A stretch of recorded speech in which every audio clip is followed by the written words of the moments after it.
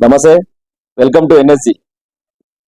మిత్రులారా, ఈరోజు భారత ప్రభుత్వం తీసుకున్నటువంటి నిర్ణయం ఏదైతే ఆపరేషన్ సింధూర్ అనేటువంటి జరిగిందో, ఆపరేషన్ సింధూర్ పైన ఈరోజు యూటర్న్ తీసుకొని ఏదో పెద్దన్న పాత్ర పోషించినటువంటి అమెరికా దౌత్యానికి తలొగ్గి సీజ్ ఫైర్ చేసేసి మన దేశ పౌరుల యొక్క ఆత్మగౌరవంతో పాటు మన భారత సంబంధించినటువంటి బలగాలు ఎవరైతే ఉన్నారో ఆర్మీ బలగాల యొక్క ఆత్మస్థైర్యాన్ని దెబ్బతీసే విధంగా ఈ సీజ్ ఫైర్ నిర్ణయం తీసుకున్నారు. ఏకపక్షంగా సీజ్ ఫైర్ నిర్ణయానికి ఎందుకు ఒప్పుకున్నారు మోడీజీ సమాధానం చెప్పాలి దేశ ప్రజలకు. పాకిస్తాన్ మరియు భారతదేశానికి సంబంధించినటువంటి ఈ యొక్క సమస్య అనేటువంటిది కొన్ని దశాబ్దాల కాలాలుగా నడుస్తున్నటువంటి సమస్య. ఈ రోజు అమాయక ప్రజల పైన ఏదైతే పౌర సమాజం పైన ఉగ్రమూకలు దాడులకు తెగబడి పహల్గాం సంబంధించినటువంటి దాడి చేస్తే ఈ దాడికి ప్రతిచర్యగా ఈ రోజు ఆపరేషన్ సింధూర్ ను మనం తీసుకొని పోయినాం.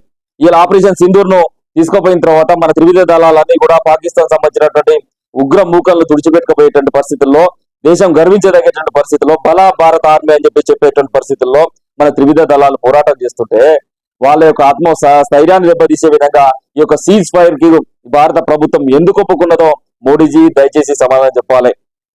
ఈ రోజు ఏదైతే ఒకవైపు పౌర సమాజం మొత్తం కూడా ఈ యొక్క ఎట్లాంటి యుద్ధం ద్వారా వచ్చేటువంటి ఎట్లాంటి విపత్తునైనా సరే మేము ఎదుర్కొంటాం ఈ దేశంలో, ఈ దేశం కోసం అని చెప్పేసి మీ వెంట నిలబడి మద్దతుగా ర్యాలీలు చేసి 24 గంటలు గడవక ముందుకే సీజ్ ఫైర్ ఒప్పందం ఎందుకు చేసుకున్నావు, ఎవరికి ఈ యొక్క మద్దతు తెలపడం కోసం చేసుకున్నావు, ఎవరు మెప్పు కోసం చేసుకున్నావో ఇలా దేశ ప్రజలకు నరేంద్ర మోడీజీ సమాధానం చెప్పాల్సినటువంటి అవసరం ఉన్నది. ఇలా దేశ రక్షణ ధ్యేయంగా త్రివిధ దళాలు ఏవైతే ఉన్నాయో పాకిస్తాన్ సంబంధం పైన అద్భుతమైనటువంటి విజయాలు ఈ ఒకరు వాళ్ళు నమోదు చేసుకుంటున్నారు. సంబంధించినటువంటి రాకెట్ లాంచర్లు కానీ లేకపోతే ఒక డ్రోన్ సంబంధించినటువంటి పేలుళ్లు కానీ వందలాదిగా పాకిస్తాన్ మన పైన ప్రయోగిస్తుంటే కూడా గగన తలంలోనే సుదర్శన చక్రాన్ని దండించినట్టుగా భారత ఆర్మీ వాటిని దండించి వాటిని ఇమీడియట్లీ విధ్వంసం చేసేసి భారత భూభాగంలోకి రాకుండా చేసి అద్భుతంగా వాళ్ళు పోరాటం చేస్తుంటే వాళ్ళ ఆత్మస్థైర్యాన్ని దెబ్బతీసే విధంగా ఈ ఆపరేషన్ సింధూర్ ను సీజ్ ఫైర్ ద్వారా ఏ విధంగా నిర్వీర్యం చేస్తున్నారో ఒకసారి సమాధానం చెప్పాల్సినటువంటి అవసరం ఉన్నది. ఇలా పాకిస్తాన్ పరిస్థితి చూస్తే అన్ని కూడా ప్రతికూలత మధ్యన వాతావరణాల మధ్యన పాకిస్తాన్ ఉన్నది కదా. పాకిస్తాన్ ఆర్థిక పరిపుష్టి దెబ్బతిన్నది. పక్కలో బల్లెంలాగా బలూచిస్తాన్ అనేటువంటి దేశం విముక్తి కోసం పోరాటం చేస్తున్నది. ఆఫ్ఘనిస్తాన్ తో బార్డర్ సంబంధించిన సమస్యలు ఉన్నాయి. ఇవాళ ఏ ఒక్క ఇస్లామిక్ కంట్రీ కూడా పాకిస్తాన్ కు మద్దతు తెలిపేటువంటి పరిస్థితి లేదు, ఎక్సెప్ట్ ఒక టర్కీ తప్పితే. ఇట్లాంటి పరిస్థితులలో పాకిస్తాన్ దెబ్బతీయాలి కదా. పిఓకిని స్వాధీనం చేసుకోవాలి, బలూచిస్తాన్ విముక్తి ప్రదర్శించాలి. పిఓకిని మనము తీసుకున్న తర్వాత అక్కడ ఉన్నటువంటి ఉగ్ర శిబిరాలు ఏవైతే ఉన్నాయో వాటన్నింటినీ కూడా రుచికపెట్టుకపోతాయి. ఈ ఉగ్ర సంబంధించినటువంటి శిబిరాలు అనేటువంటిది ఉండకుండా జరుగుతుంది. శాశ్వత పరిష్కారం అనేటువంటిది భారత బిడ్డలకు లభిస్తుంది. లేకపోతే గతంలో జరిగినట్టుగా బాల్కోట్, ఉరి, అదేవిధంగా పఠాన్ కోట్, పాంపూర్, అదేవిధంగా పుల్వామా, చివరకు మన ఆధ్యాత్మిక ప్రదేశమైనటువంటి అమర్నాథ్ పైన కూడా ఈ రోజు బస్సు దాడులు చేసి ఉగ్ర మూకలు మన అమాయక బిడ్డలు పొట్టన పెట్టుకుంటుంటే ఏం సమాధానం చెప్పాల మోడీ గారు? ఈ కార్యముఖులు అయిన తర్వాత కార్యాన్ని ముగించాలి కదా మోడీ గారు. ముగించకుండానే సీజ్ ఫైర్ ద్వారా మీరు మోగరీలిలో ఇలా దేశ ప్రజలకు మీరు సమాధానం చెప్పాల్సినటువంటి అవసరం ఉన్నది.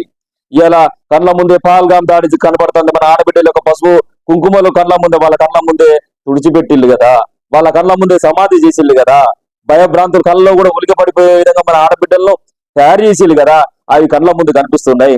పుల్వామా ఉగ్రదాడిలో మన ఆర్మీ యొక్క అర్థనాదాలు ఇంకా వినిపిస్తున్నాయి. వీటన్నిటిని మర్చిపోయి ఆ ఉగ్ర మూకలతోని ఆ ఉగ్రవాదాన్ని పెంచి పోషిస్తున్నటువంటి పాకిస్తాన్ తోని చర్చలకు పోతామని చెప్పేసి ఈ రోజు అమెరికా రాయబారం నడిపితే ఆ రాయబారాన్ని ఏకపక్షంగా ఎట్లా ఒప్పుకున్నావో మోడీ సమాధానం చెప్పాలి. ఇలా పాకిస్తాన్ ఏమని ఒప్పుకున్నది? అమెరికా రాయబారం తర్వాత ఉగ్రవాదాన్ని పూర్తిగా నిర్మూలిస్తామని చెప్పిందా? లేకపోతే పహల్గాం దాడిలో జరిగినటువంటి ఉగ్రముఖల్లో మీకు భారత్ కు అప్పచెప్తామని చెప్పిందా? లేకపోతే అక్కడ ఉండబడేటువంటి మసూద్ అజర్ అనేటువంటి ఒక కరుడు కట్టిన ఉగ్రవాద ఎవరైతే ఉన్నారో వాటిని బహిష్కరిస్తున్నాం లేదంటే భారత్ కు అప్పచెప్తామని చెప్పిందా? పహల్గాం ఉగ్రముఖల్లో మీకు అప్పచెప్తామని చెప్పిందా? ఏం చెప్పిళ్ళు? ఎందుకు మీరు సీజ్ ఫైర్ ఒప్పుకున్నారు?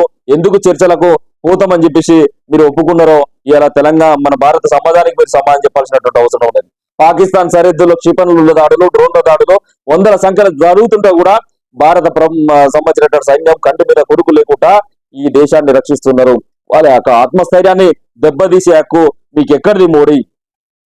ఈ రోజు ఉన్నటువంటి పరిస్థితులు కూడా పిఓకేని మొత్తం కూడా స్వాధీనపరచుకొని బలూచిస్తాన్కి ఆ రోజున బంగ్లాదేశ్ కు విముక్తి కల్పించినట్టు విధంగా బలూచిస్తాన్ కు విముక్తి కల్పించేసి పిఓకేని పూర్తిగా మన స్వాధీనంలోకి తీసుకొస్తే ఈ యొక్క ఉగ్రవాద శిబిరాలు అనేటువంటి అక్కడ శాశ్వతంగా లేకుండా పోతాయన్న సంగతి మీకు తెలియదా మోడీజీ? ఇలా మోడీజీ కాశ్మీర్ నుంచి కన్యాకుమారి వరకు మన భారతదేశం పైన ఈ యొక్క ఉగ్రముఖలు ఎప్పుడు కూడా అప్రకటితమైనటువంటి యుద్ధాన్ని మన పైన చేస్తూనే ఉన్నారు. వాటికి వ్యూహకర్తలుగా ఉన్నటువంటి వాళ్ళు పాకిస్తాన్ వాళ్ళు, వారికి ఆతిథ్యం ఇస్తున్నది పాకిస్తాన్, వాళ్ళకి ఆశ్రయం కల్పిస్తుంది పాకిస్తాన్. అట్లాంటి పాకిస్తాన్ తోని కూర్చొని ఆ ఉగ్రముఖలతో కూర్చొని ఇలా చర్చలకు అంగీకరించినటువంటి మీరు మన భారత పౌరులైనటువంటి మావోయిస్టుల పైన వ్యవస్థలపై నమ్మకాలు లేక తుపాకీ ద్వారానే రాజ్యాన్ని సాధిస్తామని చెప్పి పోయినటువంటి మన సంబంధించినటువంటి మన భారతదేశ బిడ్డలు ఇలా సంఘ వ్యతిరేక శక్తులు అని చెప్పేసి అంటున్నారే. ఆపరేషన్ కగారు చేపట్టి రక్తపు టేర్లు పారించింది కదా, మరి వాళ్ళు చర్చలకు ఆహ్వానిస్తే, చర్చలకు వాళ్ళు ఇన్విటేషన్ ఇస్తే, వాళ్ళ చర్చల ఇన్విటేషన్ కు తిరస్కారం ఉంటది. ఈ ఉగ్రమూకల ఇన్విటేషన్ కు మీరు అంగీకారం ఎట్లా తెలిపిల్లో మోడీ గారు సమాధానం చెప్పాల్సినటువంటి అవసరం ఉంది ఈ దేశ ప్రజలకు అని చెప్పేసి ఈ సందర్భంగా చెప్తాను. నక్సల్ సమస్య అనేటువంటి ఒక సామాజిక సమస్య, ఇది ఒక ఆర్థిక సమస్య.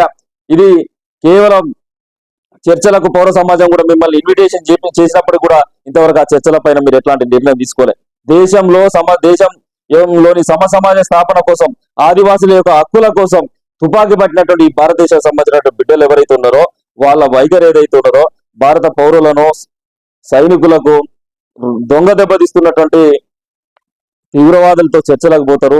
మన సంబంధించినటువంటి బిడ్డలు ఎవరైతే ఉన్నారో వాళ్ళతో మాత్రం చర్చలకు మీరు అంగీకారం తెలిపారు. ఇది ఏంటిది?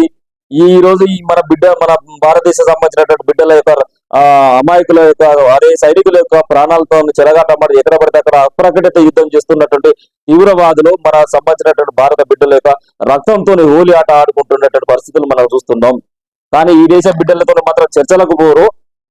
ఈ దేశం సంబంధించినటువంటి మూలవాసులైనటువంటి ఆదివాసీ బిడ్డలతో మీరు చర్చలకు పోరు. కానీ ఉగ్ర మూకలతో చర్చలకు సయ్యన్న మోడీ సిగ్గుపడుతుంది భారత సమాజం అని చెప్పి ఈ సందర్భంగా తెలియజేస్తూ, ప్రజలారా ఇది ముమ్మాటికి ఎవరికి సాంకేతము, దేనికి సాంకేతము ఇచ్చిండో మోడీ సమాధానం చెప్పాలి. భారతదేశం మొత్తం కూడా ముక్త కంఠంతో దీన్ని వ్యతిరేకించాల్సినటువంటి అవసరం కూడా ఉందని చెప్పేసి ఈ సందర్భంగా ఎన్ఎస్జీ తరఫున విన్నవించుకుంటున్నాం.